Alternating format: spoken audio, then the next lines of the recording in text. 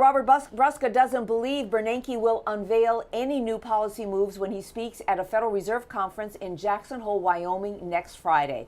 He's chief economist of Fact and Opinion Economics. Bob, nice to see you. You know, people are really expecting something important from Bernanke next Friday. And in fact, the title of his speech, I understand, is Monetary Policy Since the Great Crisis.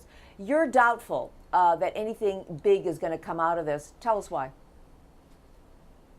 Well, you know, I think what's going to happen is that Bernanke is very big on giving us perspective, and he's going to talk about what policies have been and how they've been effective and how they've aided the economy. He'll probably give us some estimates of how much better things are than what they could have been if the Fed hadn't done anything. But I don't think he's going to put new policies on the table. I think that he's very happy to tell people he can do more. I think he may even suggest that the Fed's looking to see if there are other things that it can do that it hasn't done yet to keep hopes up. But the Fed really has used its most potent ammunition. And now it has the least potent things left in its bag of tricks. And that's the problem. And so I don't think the Fed is really eager to start doing a lot more because it knows it doesn't have a lot of impact with these tools it has. Let's say that the Fed will do something. Let's just say, because the timing on this is kind of critical. There are only 2 meetings before the November election, September and October. When do you think it would happen? Well, you know, October is too late. If they're going to do something, it's a very narrow window. It's a September meeting.